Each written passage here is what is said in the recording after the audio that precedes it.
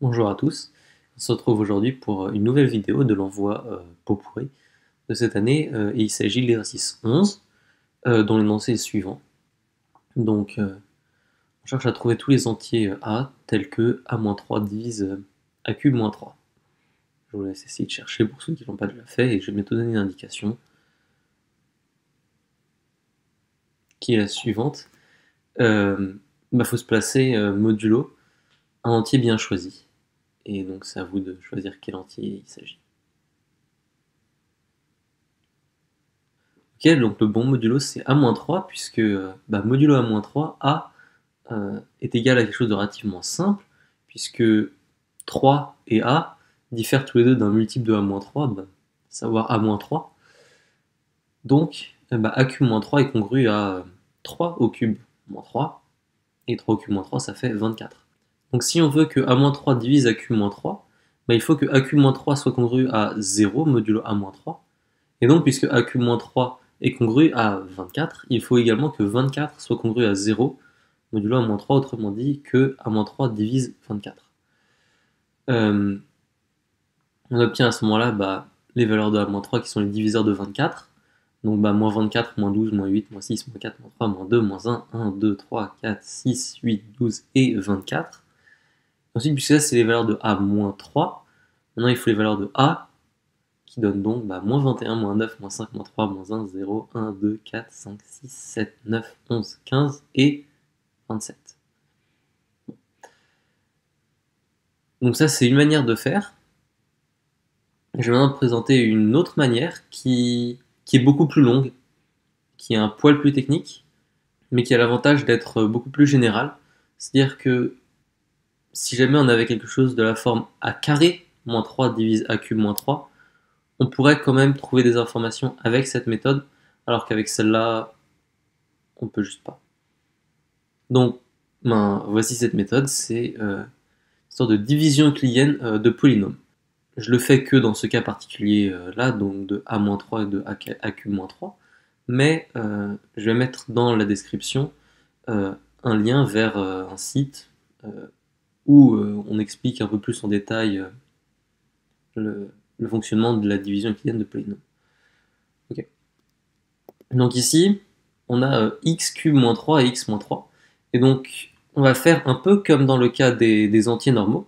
C'est-à-dire que là, ici, x moins 3, ça a un peu le rôle du diviseur. X cube moins 3, le rôle du dividende. Et l'idée, c'est que moins 3, c'est les unités. Les trucs en x, ça va être les dizaines. Les trucs en x carré, ça va être les centaines. 10 au carré, justement. Et les trucs en x cube, ça va être les milliers.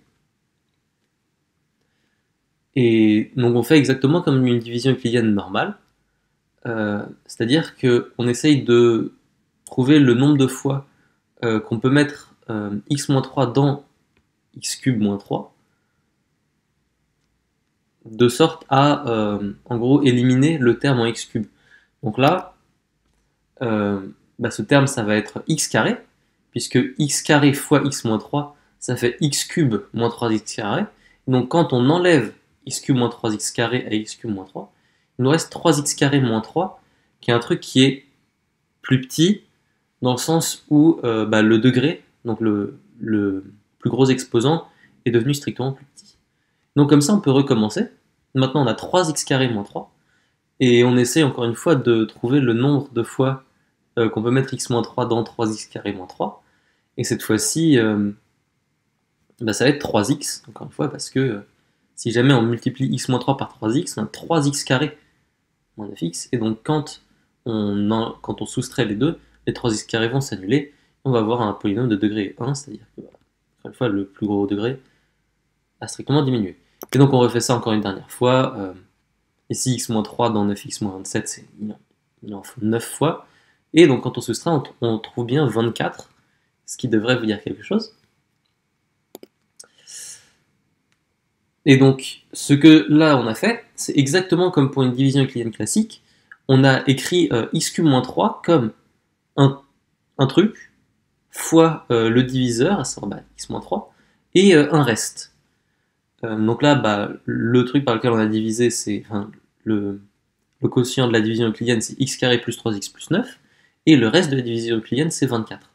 Et on peut remarquer d'ailleurs que le reste n'a pas de x devant, et en fait on peut montrer que le reste aura toujours un degré strictement plus petit que le degré du diviseur. Donc, pour en revenir à notre exercice, maintenant qu'on a cette formule-là, on peut dire que si a-3 divise a cube moins 3, bah, vu que a-3 divise a carré plus 3a plus 9 fois a-3, bah alors a-3 bah, va diviser la différence des deux, à savoir a carré plus 3a plus 9 fois a-3 moins a carré moins 3, et on a montré que ça faisait 24. De la même manière, on se trouve avec a-3 qui divise 24, et donc on finit de la même manière qu'avant. Donc de manière générale, on aurait, si jamais on avait par exemple a carré moins 3 qui divise a cube moins 3, on aurait quelque chose de la forme, bah, si a carré moins 3 divise a cube moins 3, alors a carré moins 3 divise un truc dont le degré est strictement plus petit que le degré de a carré moins 3, c'est-à-dire bah, un truc de degré 1, qui est donc en gros plus petit que a carré moins 3. Et donc il y a un moment où on aura un problème juste de taille. Et donc c'est comme ça qu'on pourra conclure dans ce cas-là.